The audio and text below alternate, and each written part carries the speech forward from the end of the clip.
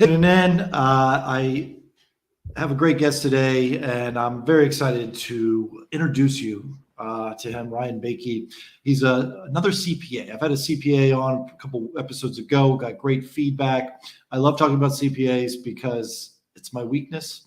It's something that I just don't crave the tax part of things. And so I love talking to CPAs over and over again because I always learn something new.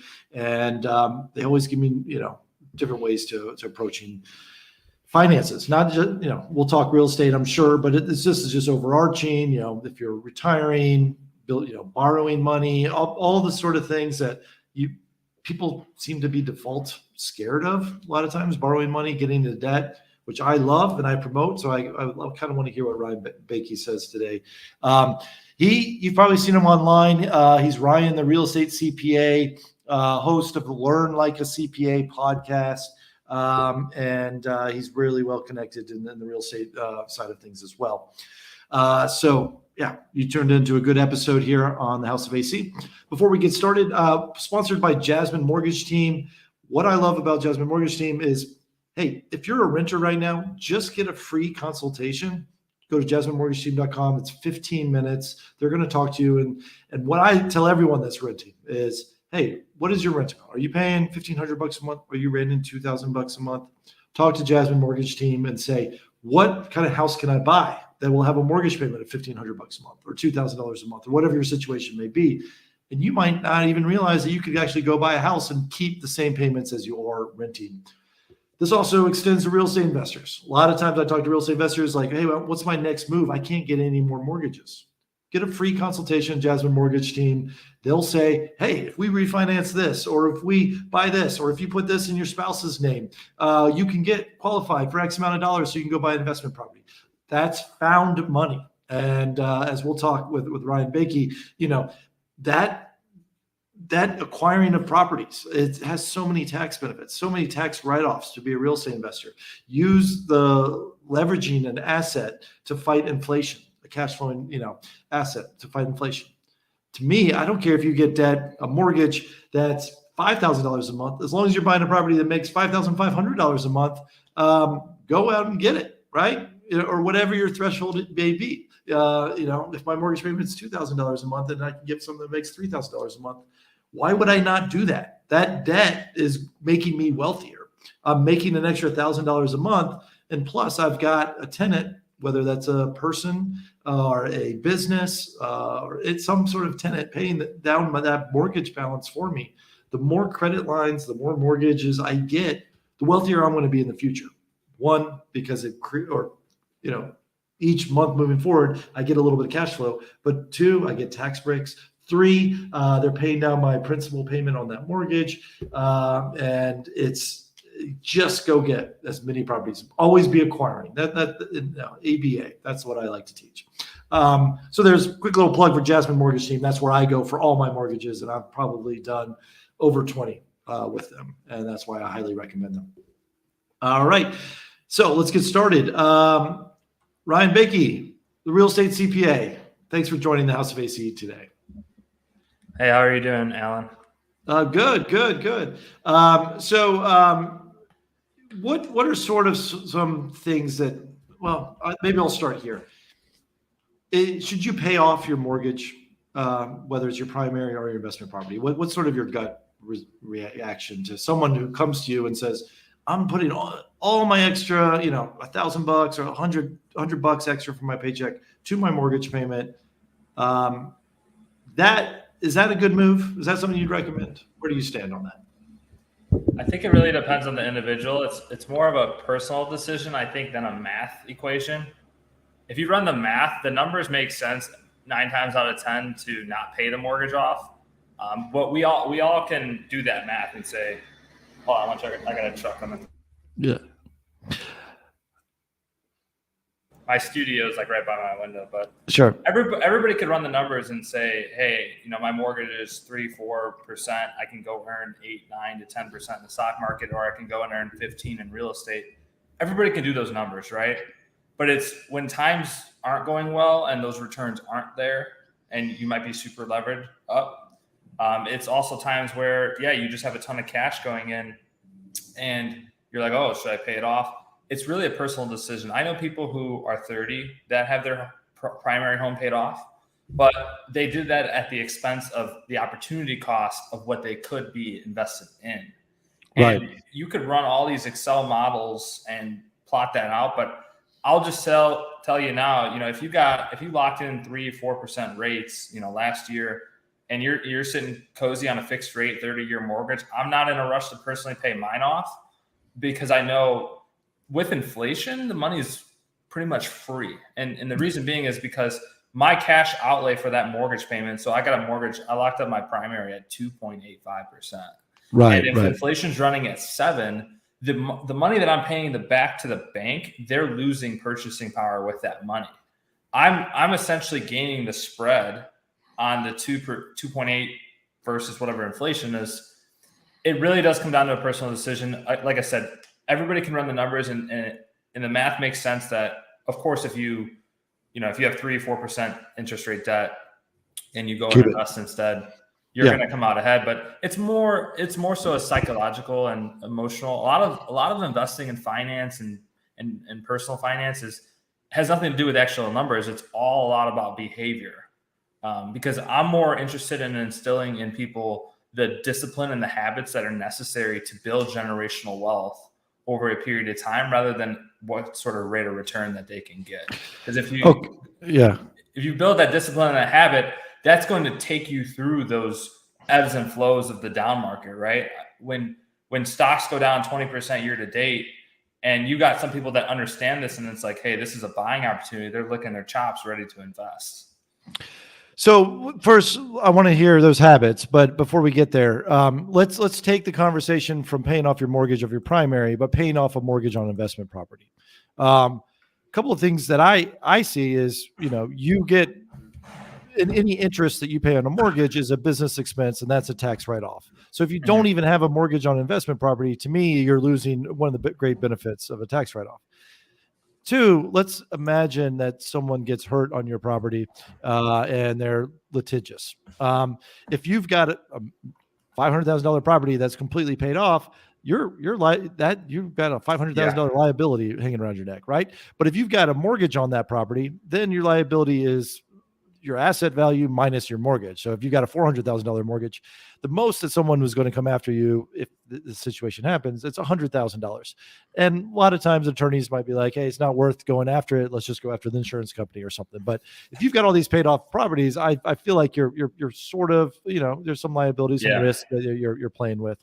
But that's sort of the fear thing. Like, that day might never happen, but 100% for sure, you want those interest write-offs, don't you, on those mortgage properties?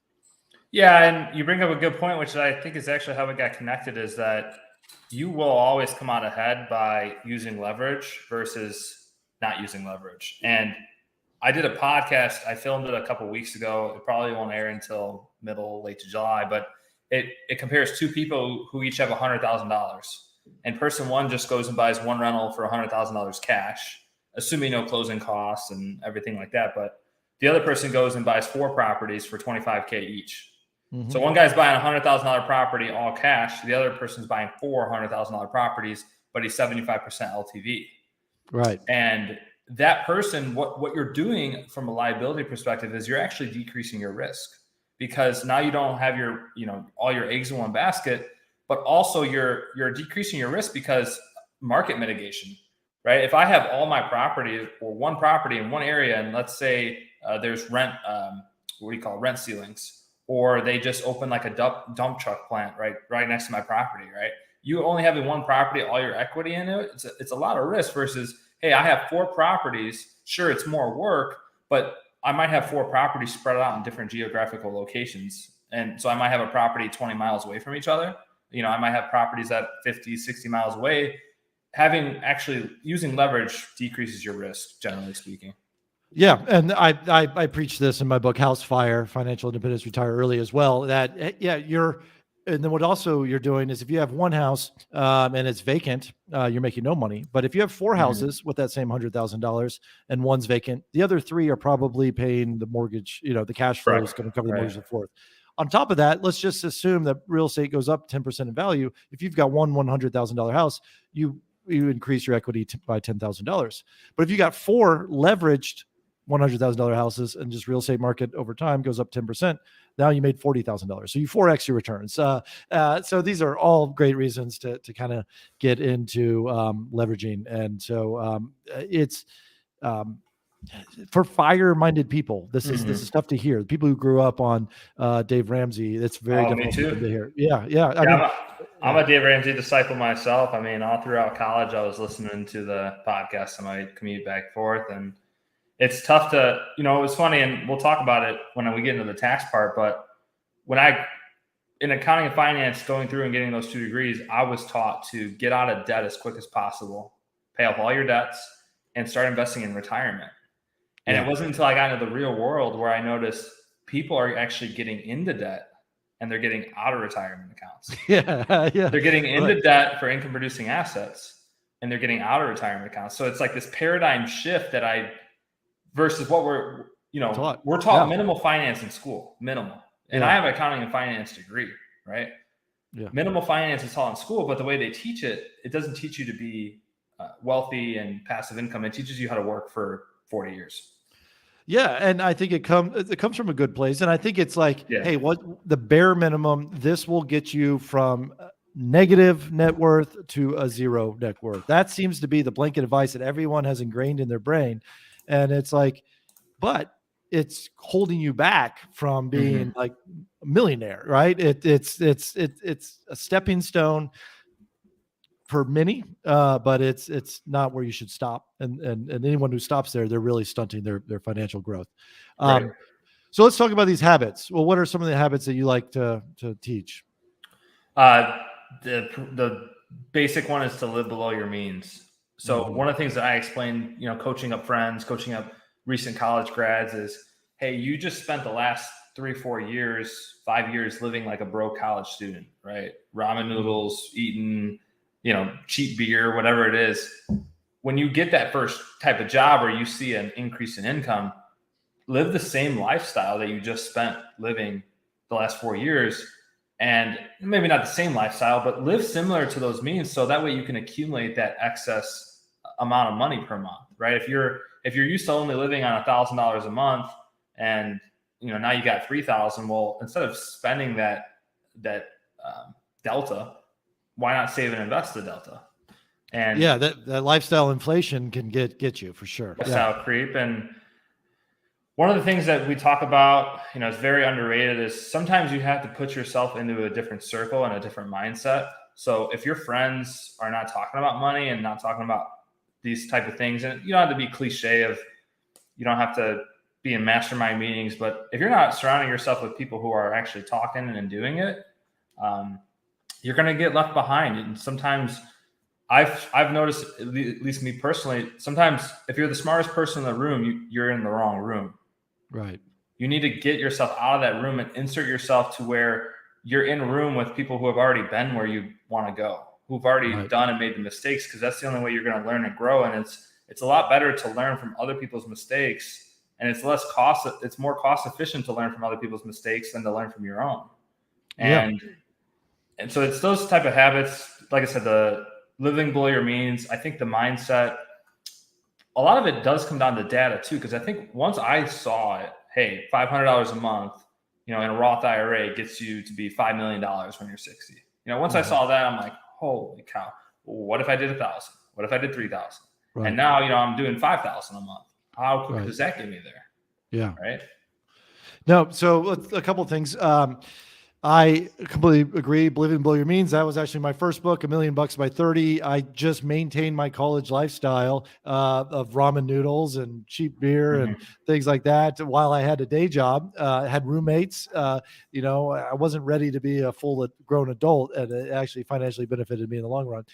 So I 100% live below your means to get, it also allowed me to pay off my personal debts like college, loans and credit card debt. But by living below means, it gave me more money to go buy more real estate. So it was a means to the end. I saw that carrot down the road.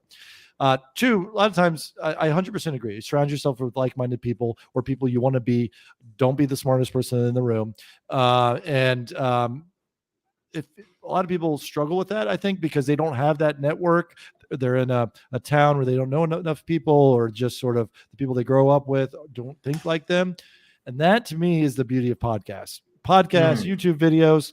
Like, I'm literally in your ear right now, and you are too, Ryan, and people's ears, right? It's like we're in the same room. People will listen to podcasts, and you feel like you know that host because you know all their stories, all their advice.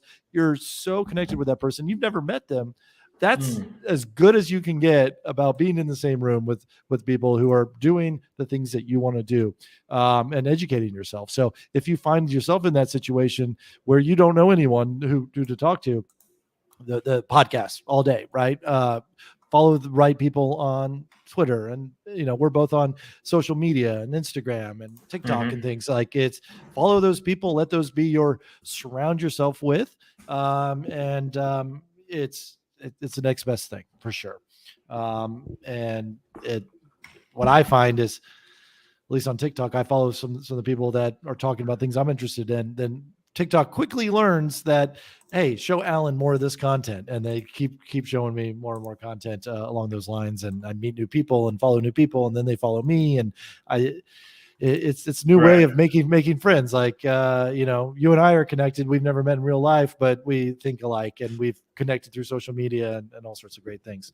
A little bit, yeah. I bet so many people online, real estate investors, just fire people. And it's crazy because I finally brought my fiance. I spoke in Nashville earlier in June in front of 1,000 people. And I finally brought my fiance to kind of check out everything that I was doing in my, real estate. And she's like, how do you know all these people? And I'm like, well, I met him on Instagram. He's from California.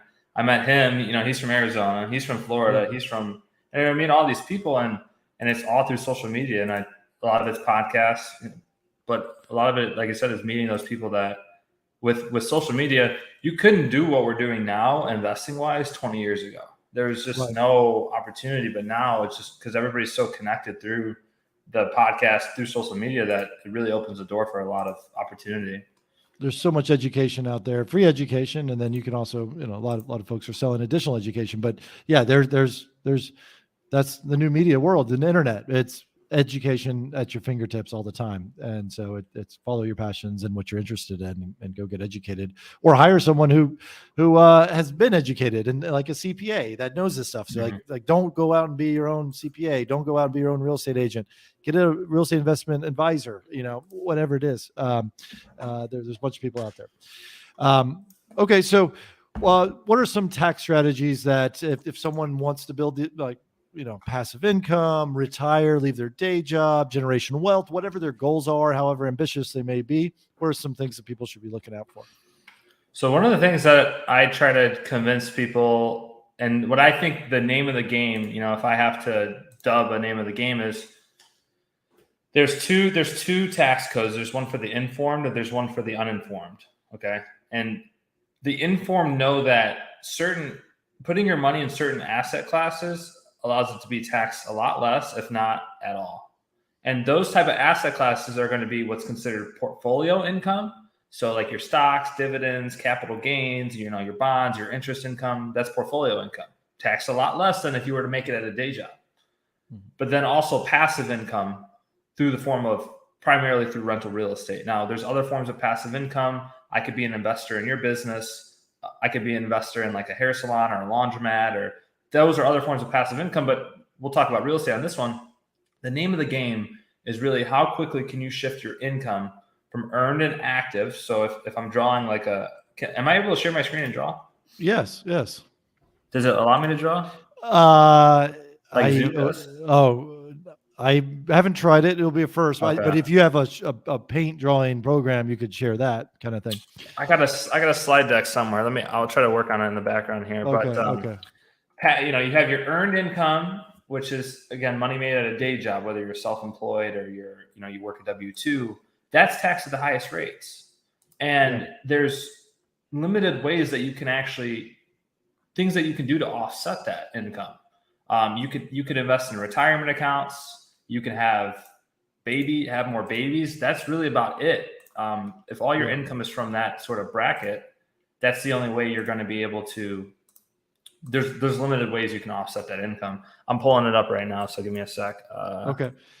But yeah, I think what you're going to is that if you're like earned income is you're going to a day job, you're get a W-2 or W-9, if you're working 40 hours a week, that's taxed at a different rate than if you went to you're earning income passively or as an investor or through dividends of some sort. You might as well try to earn more money there than through your active income. If I'm hearing you correctly. Okay. Yes. Yeah. So this is what I presented on in Nashville in front of 1,000 people. So we talked about on the left, limited ways to reduce the tax liability. One of the important things too is when you work or earn income, you're subject to Social Security and Medicare tax. And not a lot of us believe that Social Security is even going to exist when it's time for us to retire. But you're paying into the system no matter what, if you like it or not. You're paying into that Social Security, Medicare. And if you're self-employed, you know that it's actually double. It's 15% instead of your 7.65, and ordinary income tax up to 37%. But when you come on the right to real estate, there's the ability to be able to offset the expenses with other losses, which you can't do in earned income. There's no FICA taxes in real estate. So that 7.65% or that 15.3% if I'm self-employed, working man or woman tax, it doesn't exist in real estate because it's passive income. And then, most importantly, as that asset goes up in value and appreciates and it's making me money, when I do decide to sell it, it's taxed at favorable rates, 0, 15, or 20, depending on how long I've held the property for and what my tax rate is. And I use this quote a lot. I say the rich don't work for money. Robert Kiyosaki says this, and he's right, because the name of the game is how quickly can you take your income from over here and dump it into here as quick as possible, because you'll find that you'll be paying a lot less in taxes if it's in this bucket. Okay, so let's dig a little bit deeper. So ability to offset losses, so passive losses. So let's say you are doing a real estate flip, the market switches, you over budgeted, your contractor ran off with your money, whatever. You finally sold it, and in the day you lost $50,000. Why is that a good thing? Because that $50,000 loss can be used to offset gain from the sale of another property or income from another property. So if I got made $100,000 on another property, then I offset that $50,000 on the tax returns. It shows that I only have to get taxed on $50,000 because you add up all the wins and you subtract all the losses. But if I only had one property and lost $50,000, that doesn't, but I earned $100,000 at my day job, that doesn't change my taxes at all. Sometimes it can, depending on your income. So if you make less than $100,000 and you have rental losses, you actually can use those to offset your W-2 income. But for most people, once, if they're decent earners, they're not going to be able to use their losses to offset their W-2 income. Got it. And that's where, that's actually where some of the more advanced strategies that I talk about on my podcast and I talk about on social media that I share is one of them is called real estate professional status. And so real estate professional status, if there's a section of the tax code that's more favorable to rich and wealthy people, I don't know about it, because it allows somebody who's full-time in real estate. So, I have clients that are fix and flippers, brokers, agents, general contractors. If you're full-time in real estate, you're able to use your rental losses that you generate and offset your income completely with no limit. It doesn't matter your income level, doesn't matter your tax rate, with no limit. That's real estate professional status. And it's one of the, things that I, dozens of years later, strive to hit, because I won't be able to achieve it with my job. But real estate professional status is one of those things where it's, I have clients that are making anywhere from $250,000 a year that are completely offsetting their tax bill to, $3 million a year that they're able to save, over $1 million in taxes per year. So how do you qualify for real estate professional status in the eyes of the IRS? Yeah, so good question. So it's really stringent test, and the litmus that I use is if you work a W-2 job in a non-real estate field, there's no way you're going to qualify, because one of the tests is that you have to spend at least 750 hours in real estate. But the other part of it is that you have to spend more than half your working time in real estate. So I'm Ryan, I'm a real estate CPA. My work that I do doesn't count. If I'm working 2,000 hours in my CPA firm, I would have to spend 2,001 hours working on my real estate. I do work 80-hour weeks sometimes, but not every single week out of the year. And the IRS knows this, right? So if they see people who are working W-2s and not real estate fields, it's easy. Okay. Yeah. Okay. So, real estate agents definitely qualify.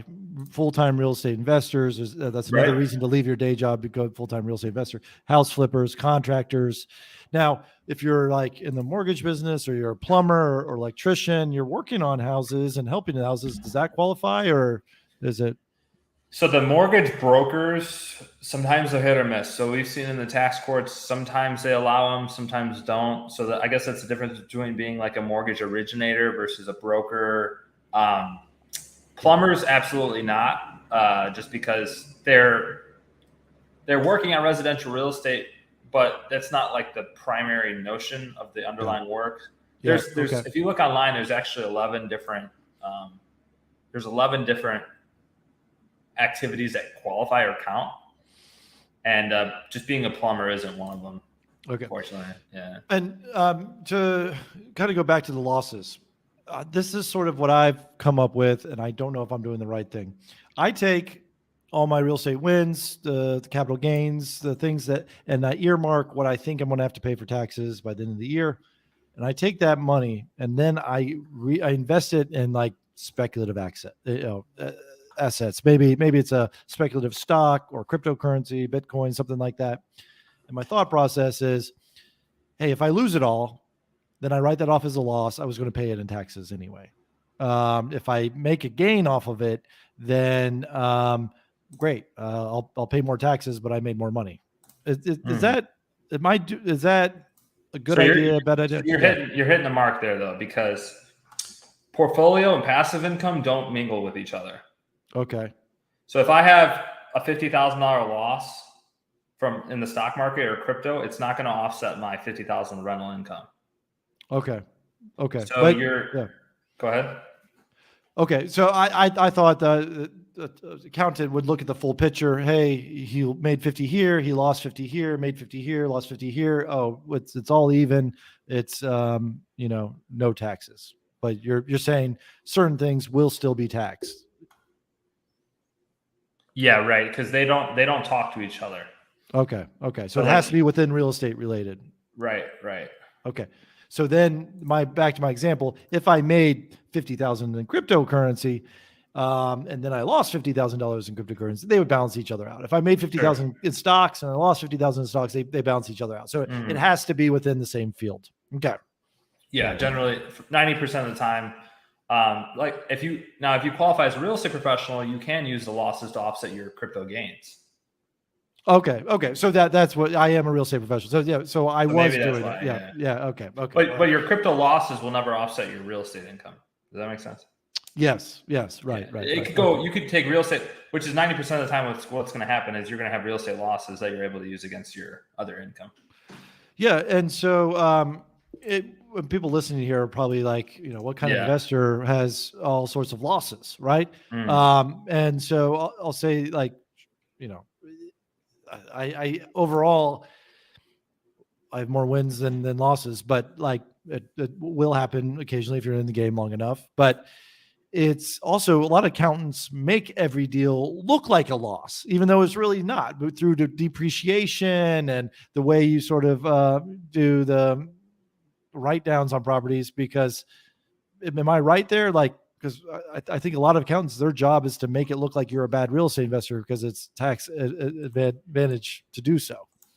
Not that they're making up things. It's just how they do the accounting up front in the first couple of years of ownership.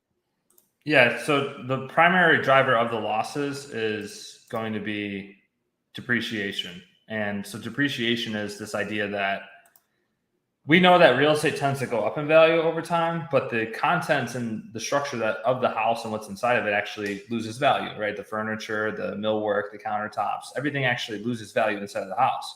So the IRS pretty much, Congress assigns you a value known as depreciation. Now in the Midwest, like where I'm from, typically the first 5 to 7 years, the depreciation alone, it exceeds the rental cash flow. So you could be, in my situation, I might be pocketing 12, 13 grand a year on my rental property in cash, but the depreciation is enough to cover that. And so ultimately I'm not paying any taxes. And you could scale this out from 2 properties to 200 properties. As long as you have enough depreciation to cover your rental income, you're going to pay 0 taxes on that rental, on that passive income side of things. Yes. And so I think it's important to really kind of make this crystal clear. So you buy $100,000 house, right? And the IRS says, hey, you're buying an asset that's going to depreciate. Basically, the parts are going to fall apart. It's going to wear out over time. In the IRS's eyes, is it 27 and a half years that they say a house will fall apart over 27 and a half years? Yeah, so it depends on what type. So for single family, multifamily, it is going to be 27 and a half. If you're doing short-term rentals or commercial real estate, then it's 39 years. 39 years. So what they'll say is you bought a $100,000 house, but you also bought some land underneath it. Let's say the land is 20%. So it's $20,000 was the land if there was no house on it, but the house is worth $80,000. You paid $100,000 for it. IRS says $80,000 house. We're going to have to divide that by 27 and a half years if it's a single family residential. And whatever that number is, let me do real numbers here. 80,000, 1, 2, 3 here divided by 27 and a half years. IRS says, this house is going to go down in value $2,909 every single year, just because it's going to deteriorate. And so if you make $3,000 in cash flow on that property over the course of the year, and IRS says, wait a minute, you have $2,909 in depreciation that we can offset, then you're paying taxes on $81. Did I get that correct? Yeah. Okay. So this is what's great is that, and you can also kind of do bonus depreciation and say, like, there's all these other layers where you can say, hey, this is a special situation.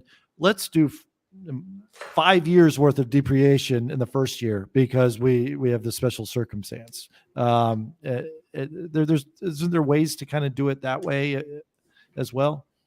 Yeah, so we talked about how the structure of the building and the components inside of it go down over 27 and a half years, but we know that all the stuff inside of it is not going to last 27 and a half years. The furniture, the carpets, we're going to have to replace after every tenant goes out. There's things in there that we're going to have to replace before 27 and a half years. So each item has its own class life. So we have 5-year class life, which is going to be like most of your furniture.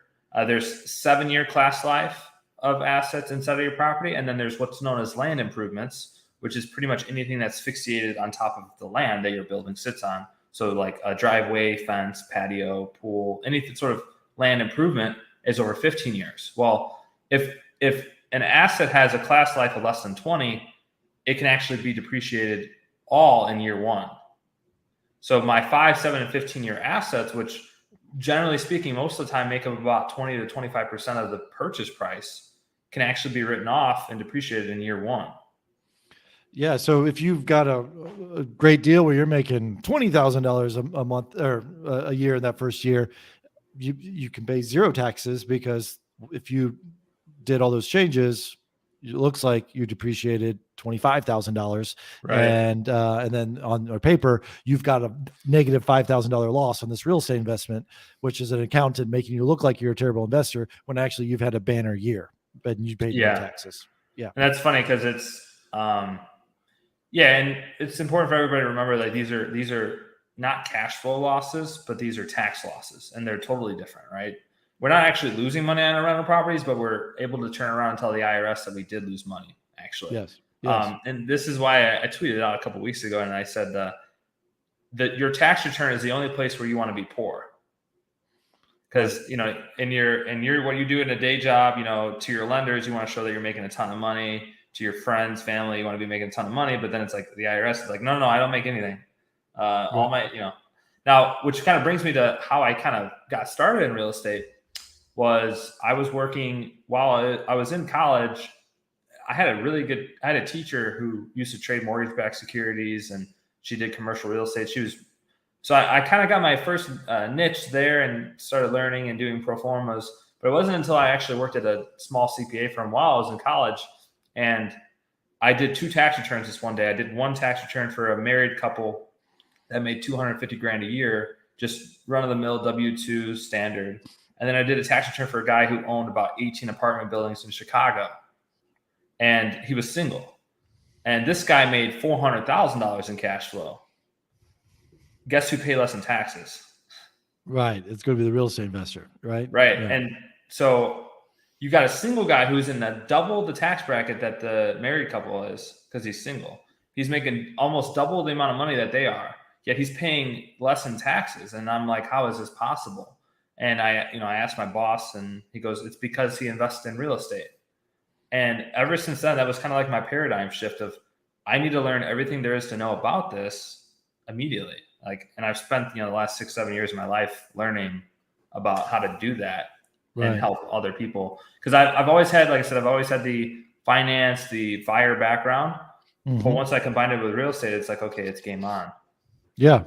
I mean, I think I have trouble sometimes convincing those fire-minded people about all these things because Dave Ramsey doesn't talk about it. All Dave Ramsey says is don't have a mortgage, don't buy real, only save up $100,000 and buy a house in all cash. And that day never comes. Right. Cause that's really interesting. So how about the high wage earner, the doctor, the attorney, the physician, whatever? I know there's a side business for them where it's like, hey, they don't have the time to be a full-time real estate investor or real estate classified for a real estate professional, but they're paying massive taxes because it's all just sort of income, sort of like that married couple that you referred to. Mm-hmm. Now, I know there's a way for them to invest in other people's real estate deals and get some tax breaks. How does that have to be structured or work out? Yeah, so the primary way right now for investors or for high W-2 earners to help offset their tax liability is through short-term rentals. So it's short-term rentals that they actually own and manage themselves. And it's because short-term rentals are actually different than long-term rentals or multifamily properties in the eyes of the IRS. And so there's very less stringent requirements when it comes to managing short-term rentals and being able to qualify to take the losses against their income. I'll backtrack though.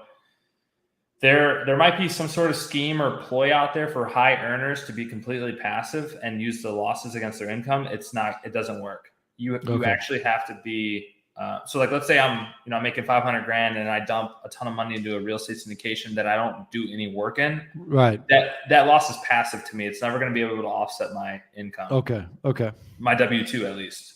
Right. Now what's really cool and creative is, remember, we talked about passive losses will offset each other.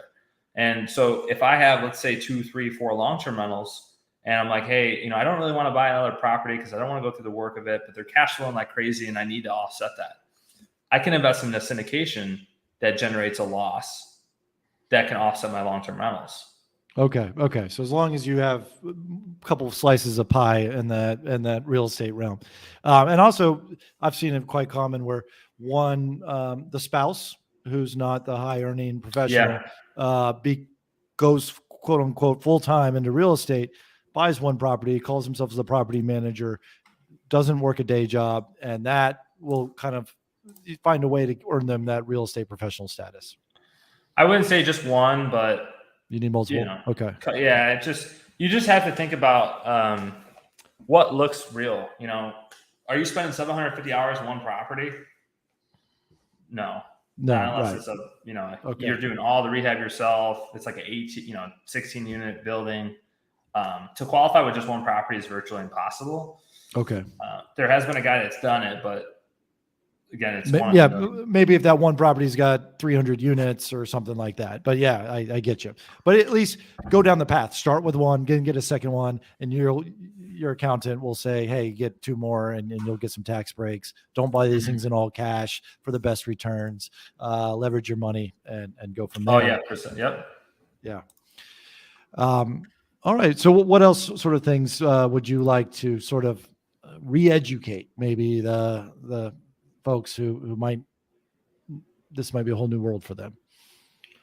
Yeah, I think a lot of it is self-taught, because you'll never hear this in a class, and nobody will ever show you the roadmap to truly building wealth. And to me, it's not just real estate, but it's all forms of sort of investing. So I personally do, your index funds, I do retirement accounts, I have invest in other businesses, and of course, real estate in my own business. It's having that knack for wanting to earn more, but also keep more of the money and really have it work for you. And I think it just goes back to that discipline and that mindset, surrounding yourself around the right people that are going to help you learn and teach you those kind of things that the system, the schools, education is not going to teach you this. Yeah. No, yeah, I think, sort of a trick is take whatever your paycheck is, and people call this pay yourself first, like take 1/10 of it. And whatever the first 10%, let's say your paycheck comes in, it's $1,000. And you take $100 of that 10%, and before you pay off a bill, before you take yourself out to eat, before you pay your gym membership, you take that $100, go invest it in something, right? Whether it's a mutual fund, stocks, in a piggy bank to buy real estate down the line. And then just create those habits. And then that $100 turns into $1,200 at the end of the year. Right. And then it's $2,400. And then all of a sudden that's you're putting your money to work as long as you don't put it in a piggy bank. And then hopefully that $1,200 is really $1,500 because stock markets went up or whatever. And so eventually you do that, and then you keep, then do 15%, then do 20%. Or, what I did in my day jobs, every time I got a raise, I would just take that raise, and that became added into my investments. So I didn't change my lifestyle, even though I was getting paid more. It just allowed me to invest more. And over time, it's just, was it the rule of 72 where multiply something by, if they multiply to 72, it doubles. Yeah. Yeah, like your money will double every 9 years, basically, right? At 8%. At 8%. Wait, explain the rule of 72. Make sure we got this right. So if you multiply two numbers, and if they equal 72, that means your money will double in that time frame. So if I have an 8% rate of return every year for 9 years, 8 times 9 is 72, my money will double. Or if I had a 12% rate of return, it would take me 6 years for my money to double. If I had a 6% rate of return, it would take my money 12 years to double. So it's this idea of compound interest, right? Charlie Munger, I think his name is, he said that the whole point of compound interest is to never interrupt it. Don't let it interrupt. Right. Yeah. And we had a guest earlier as well, who Stacking Benjamin's podcast host, Sishay. He was great because he doesn't like those target mutual funds. That was Joe Sishay. Yeah, because it'll target mutual funds basically say, hey, I want to retire in the year 2035. And so what it does is it becomes more and more conservative risk averse, right? And so you miss out on that last doubling of it. So his advice is, add 10 years to your target date or 15 years. So you get one last doubling of that sort of right before you retire, which I think is really smart advice as well.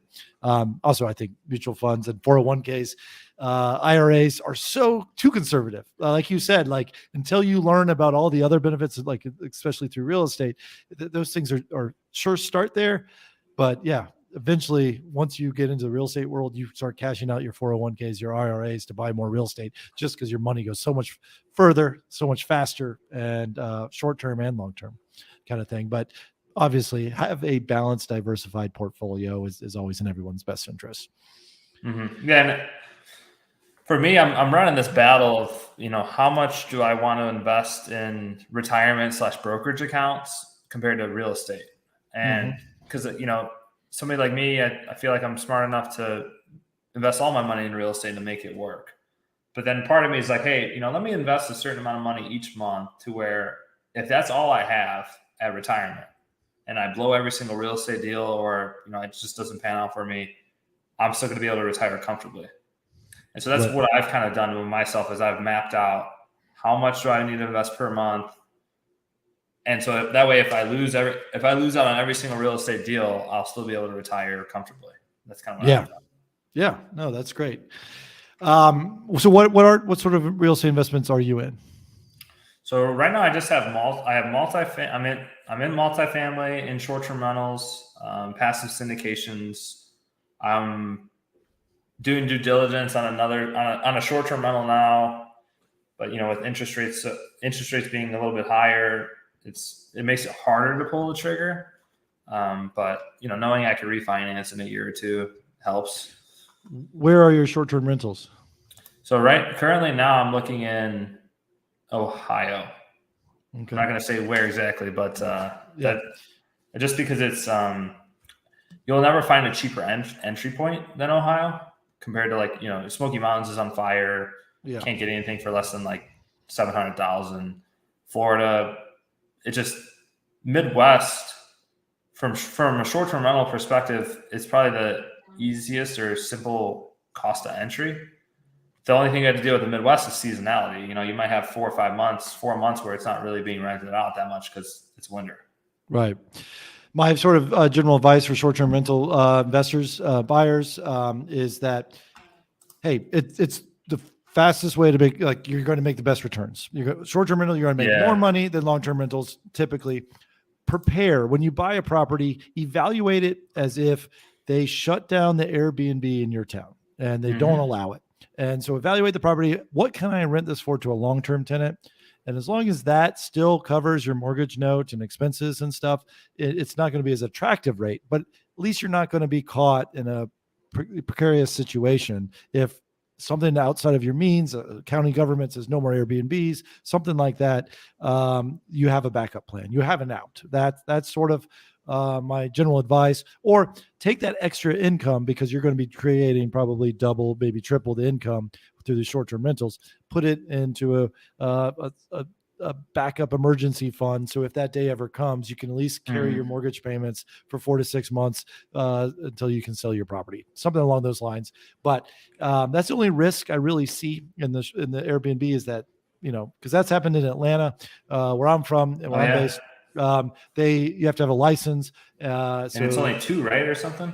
2, right. You can have it for primary plus one other property. One of them has to be your primary. Yeah. So I think I think that's a good thing because it was tearing up communities. You just creating hotel districts where all these homeowners who don't even live in the neighborhood are profiting. And to me, it doesn't make for a great city long term, but there should be rules and regulations. And I think that day will come probably to a lot of these vacation towns and stuff as well. But it's just, I just wanted to throw that advice out there because I know I get that question a lot. Should I start investing in short-term rentals? And so that's sort of my fault. But I always pencil my deals in for that too, to make sure that if I have to flip it to a long-term, I can do that. Yeah, that's a good backup plan for what, and typically it's much easier to find that backup tenant and it's much easier to manage as well if it's a long-term, but more risk, more reward. That's like everything in investing. Ryan Bakke, thanks for joining us today in the House of AC. If you like, you're on social media Learn like a CPA. Anything else for people to follow you and no, that's it. It's Learn Like a CPA on all platforms. So it's TikTok, Twitter, Instagram. I do have a Facebook group. It's Tax Strategies for Real Estate Investors. Got about 3,000 investors in there. And if you ever have a question, just reach out on social media. I'd be happy to help.